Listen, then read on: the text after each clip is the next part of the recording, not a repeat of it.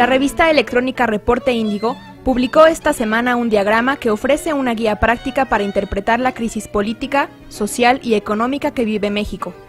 El escándalo político que se vio esta semana en la Cámara de Diputados no puede verse como un hecho meramente aislado.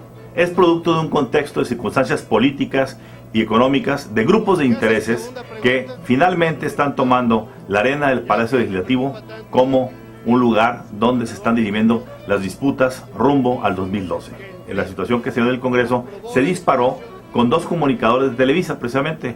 El primero es Carlos Doré de Mola, quien nos da ampliamente la visión en su columna del Universal sobre este pacto firmado por Beatriz Paredes, firmado por Enrique Peña Nieto, por César Nava y como testigo de honor Fernando Gómez Montt y el secretario de Gobierno del Estado de México, Luis Miranda.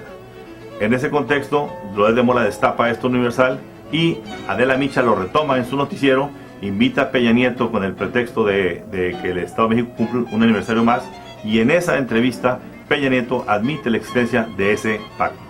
A raíz de esto se destapa toda la situación que deviene en que, ya admitido por los priistas, César Nava intuye que esto se va a destapar y se anticipa, les madruga dando a conocer el documento, y al dar a conocer este documento, la reacción primero de Beatriz Paredes y posteriormente de Enrique Peña Nieto es una reacción bastante fuerte que se percibe y se ve claramente en el día del debate en el Congreso. La 10ª semana del año 2010 ha supuesto un salto cualitativo en la vida nacional. El acuerdo discrecional firmado entre los líderes nacionales del PAN y el PRI, y bajo el auspicio moral del secretario de Gobernación, Fernando Gómez Montt, para evitar alianzas electorales en el Estado de México hacia el 2011, plantea un nuevo panorama político con consecuencias imprevisibles. Bajo ese pórtico, Sobremesa se ocupa ahora del papel de las alianzas, mediante la participación del presidente nacional del PAN, César Nava, Manuel Camacho Solís, coordinador del Frente Diálogo por la Reconstrucción de México, y Jesús Ortega, presidente nacional del PRD. Bajo la conducción de Javier Aranda, presentamos Sobremesa.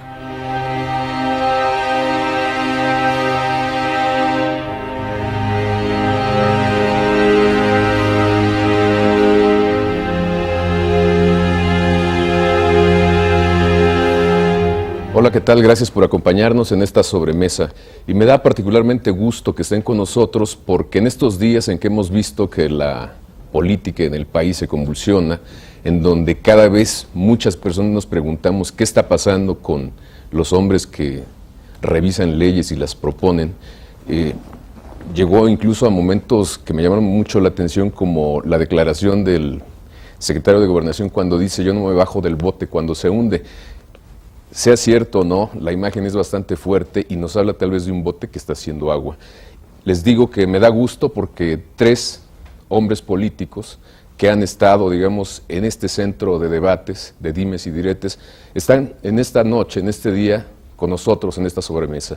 Está el presidente del PAN, César Nava, gracias por acompañarnos. ¿Qué tal, Javier? Es un gusto estar con ustedes de nuevo. Nos acompaña también el presidente del PRD, Jesús Ortega, gracias por acompañarnos. Javier, un gusto. Qué gusto.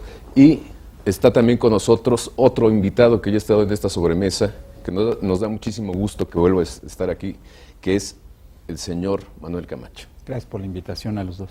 Gracias. Por supuesto, nos acompaña Antonio Navalón. Disculpo a Carlos Monsiváis, por cuestiones de salud no ha podido integrarse a esta mesa y todavía no estamos seguros a esta hora si podrá o no participar con un comentario adicional. Empezamos pues hoy, que es 14 de marzo, después de estas sesiones realmente increíbles en las cámaras. Me gustaría saber de ustedes 3 cuál es el estado de la política en México, haciéndonos un pequeño balance. César Nava. Bueno, yo diría en términos muy generales, estamos viviendo un año... El 6, pues era evidente que había que cambiarlo y había que tener el valor de cambiarlo. Si uno piensa lo que era este país y lo que era este paseo de la reforma en el 2006, y puede ahora, y hay que tener la grandeza de recuperarlo en la memoria histórica, porque uno de los graves problemas es la desaparición de la memoria histórica. Que este programa se pudiera dar sentados ustedes 3 aquí, dando una oferta electoral de alternativa, pues oye, ya es ganancia. Es muy 2, bien, claro. Si en contra de eso, porque es muy importante restañar lo que nos separa, Es muy importante ser capaz de tener un objetivo nacional por encima de una afrenta o de una convicción. O sea, es que si no, entonces se trataría de hacer lo que ustedes tratan de evitar. Primer elemento. Segundo elemento. Oigan, yo no sé cómo lo han hecho, pero han conseguido ustedes que la campaña electoral se las hagan los demás. Sí, miren, yendo por orden y siendo muy respetuoso, porque además no hay historia sin contexto. Naturalmente, pues no vamos a repetir aquí lo que se ha dicho durante toda la semana de lo que pasó, pero a mí me parece que es muy sano, democráticamente sano, primero, que el asunto del pacto firmado en la Secretaría de Gobernación, ese es otro problema de hasta dónde se aguanta, pero por efecto comparativo, esto ya no tiene vuelta atrás. Yo estoy a favor de los pactos. Lo que pasa es que yo creo que los pactos no pueden ser contra nadie, número uno. Y número dos, hay un fenómeno en el que esa determinación de que tenía que ganar una determinada fuerza, pues está teniendo en esto un resultado sorprendente. Hace 2 meses, ustedes eran un intento, para algunos exóticos, para la mayoría, antinatural. En este momento ustedes se están convirtiendo en una focalización de lo que significa el cambio de la manera de hacer política. Porque al final, uno llega y dice, bueno, vamos a ver, yo firmé esto, y esto es lo que tenía, y esto es lo que había. Y después, en caso de duda, se sube uno al Parlamento y se lo aclara. Hasta ahí ese es el negocio de la política, no es otro, ¿eh? Otra cosa son las contradicciones en términos, por ejemplo, en esta situación. ¿Cómo se va a garantizar el trato democrático que ustedes reciban y su coalición en Oaxaca con una secretaría de gobernación que sencillamente lo que participó y lo que abre es la puerta protegiendo una candidatura presidencial, y con un gobernador que claramente es el problema, o vamos a decir, hay alguna capacidad de sospechar que no se va a distinguir por su exquisitez democrática en el tratamiento? ¿Cómo van a ustedes a garantizar que en Oaxaca la suma de lo que quiere el secretario de Gobernación, que además no se puede menospreciar el valor de la historia? Para mí es muy importante que hayamos llegado a un momento en el que todas estas cosas se estén haciendo. Por ejemplo, yo lo decía ayer, y no quiero entrar en lo que pasaba, yo entendí esta semana qué había pasado, por qué se había ido del PAN, porque efectivamente el secretario de Gobernación es de Gobernación, pero de Peña Nieto. Bueno, claro, entonces es lógico. A mí me gustaría saber, lo lógico perdón, sería que se fuera Paredes del PRI, ¿no? Okay. Pero bueno. Bueno, a mí me gustaría saber, precisamente con César Navas, cuál es el estado o la relación que tiene actualmente el PAN con el secretario de Gobernación, porque este tipo de lecturas que tienen mucho sentido también forman parte de lo que se está debatiendo. Lo hemos dicho y lo reitero, le ofrecemos y le garantizamos al secretario la interlocución necesaria para la agenda del presidente y del gobierno de la República. Eso implica que, por ejemplo, en materia de la reforma política, tendrá toda la colaboración, toda la cooperación del partido, de sus bancadas en ambas cámaras, y lo haremos pensando precisamente en un esfuerzo en el que podemos coincidir todos, no solamente con fuerzas de izquierda, sino también con el PRI mismo, como se ha planteado ya en el Senado, en algunos temas que claramente beneficiarían a la población, como la posibilidad de tener candidaturas independientes, como la posibilidad de dar a la gente el poder de castigar a un buen o mal diputado o senador con la elección consecutiva, o a los alcaldes. Por otro lado, regresando al tema inicial, quisiera profundizar un poco en las razones por las cuales estamos haciendo este esfuerzo. Y Antonio recuperaba, me parece que un ejercicio muy interesante y muy valioso. Cómo hace 3 años hubiera sido impensable este programa o las reuniones que han dado pie a las alianzas. Me parece que es precisamente rescatar el valor de la política. Con voz alta. Y qué mejor que piensen en voz alta algunos de los protagonistas de la vida política en el país. Es muy sano, es un momento importante enterarse, verlos aquí coincidiendo y reiterando que es fácil ponerse de acuerdo en lo esencial y dejar las cosas accesorias para después, ¿no? El hecho de que hayan decidido 2 partidos, 2 fuerzas políticas importantes en el país ponerse de acuerdo para tener un candidato, por ejemplo, en Hidalgo, otro en Oaxaca, yo creo que en efecto es un avance que es bastante meritorio. Es un camino más largo, más tortuoso si quieren, pero sin duda es la mejor manera y no recurrir a un modelo autoritario que podría arreglar las cosas de otra manera. No, A ver, y si me permites, Javier, yo estoy un poco sorprendido porque al final hay que tener, yo espero, dentro de 25, 30 años, 15, 10, dada la velocidad en la que hoy vivimos, pues esta foto será una foto muy importante. ¿Por qué será muy importante? Porque uno no puede negar el origen ni la historia a la que pertenece. Entonces, el solo hecho de que ustedes, no para seguir subidos, ¿no? Pero si todos ustedes, cada uno de ustedes, el sistema tal como está concebido les permite la garantía del privilegio del estar. Lo que pasa es que eso que resuelve sus problemas personales sacrifica el bienestar colectivo. ¿Por qué? Porque no hay manera de hacer política. En el fondo, lo que ustedes están haciendo, y que es por lo que desde el primer momento y contra la incomprensión de mucha gente, pues me ha parecido que era bueno para el país, es primero recuperar la esperanza, que es una cosa muy importante. Segundo, hacer un ejercicio de civismo democrático, en el sentido de señalar qué es primero, por qué vale la pena hacerlo. Tercero, se pongan, lo tímidos que se pongan, esto no tiene vuelta atrás. ¿Por qué no tiene vuelta atrás? Porque esto significa desencadenar una dinámica política que es exactamente la que pensamos el 2 de julio del 2000, que se había terminado. No incidir exactamente en las formas políticas y en la recuperación del sentido cívico, en la capacidad de ponerse de acuerdo, fue lo que llevó a la gran quiebra que estuvo a punto de producir una situación irreversible en el país.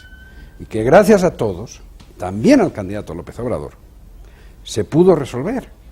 ¿En el sentido de qué? De que no hubiera una ruptura violenta, dramática de la nación. Oiga, de eso venimos hace 4 años, no hace 40, no hace 50. Claro, y ahora cuando ustedes deciden que es más importante dar una opción a quien puede ser masacrado en el Zócalo de Oaxaca, que aquello que les puede separar en el orden fundacional, doctrinal o de lo que significa ser un partido en el gobierno y partidos en la oposición, pues naturalmente que tiene un valor que no solamente se va a reflejar en los acuerdos y en la manera de hacer política, es que las alianzas son un ataque frente a los poderes fácticos que necesitan que las cosas no se muevan. Pues claro que por eso tiene usted muchos problemas, señor Nava, dentro de su partido. Sí. Pues claro, señor Ortega, que usted también los va a tener. No, y con sus militantes también, supongo que hay militantes que no aceptan claro. Las alianzas, ¿no? Ahora, afortunadamente han sido procesos que hemos construido desde lo local a lo nacional, es decir, en todos los casos, al menos, y creo que es compartido por todos los partidos que hemos confluido, el impulso viene desde lo local porque la comprensión de lo local es más clara ahí, y a partir de ahí viene entonces la idea y la necesidad y el planteamiento, y los hemos acompañado y los hemos alentado y lo seguiremos haciendo. A mí me gustaría solamente tomar un minuto para profundizar algo que ya comentaba Manuel, pero que también explica parte de este esfuerzo. Después del 2000 y ante la ausencia del poder presidencial omnímodo del PRI, entonces lo que ocurre es una atomización, y entonces en los estados los gobernadores se erigen en depositarios de ese poder, ejercitan ese poder y lo hacen con una impunidad y con sin ningún límite, de tal manera que quizás ningún presidente lo hubiera podido haber hecho, porque la dinámica local, las condiciones de libertad de prensa, de libertad de expresión, de libertad de asociación y de libertad de participación política son mínimas, y la dependencia inexistentes. Y la dependencia económica que existe de las economías locales, digamos, para ponerse de acuerdo en una reforma política o económica. Sin duda, sin duda crea un ambiente, crea una sinergia. De entrada, por ejemplo, el panorama de este fin de año en materia de ley de ingresos y presupuesto de ingresos ya es muy diferente a la del año pasado. Exacto. El año pasado vivimos bajo el chantaje y la amenaza del PRI, que abusó de su mayoría en la Cámara de Diputados para imponernos o pedirnos sesiones como las que finalmente pidió Peña Nieto. Y un apunte también. Si algo ha quedado claro de todo este episodio es que si alguien pensaba o hubiera querido que la posibilidad de una alianza en el Estado de México estuviera muerta, se equivocó en su cálculo, absolutamente.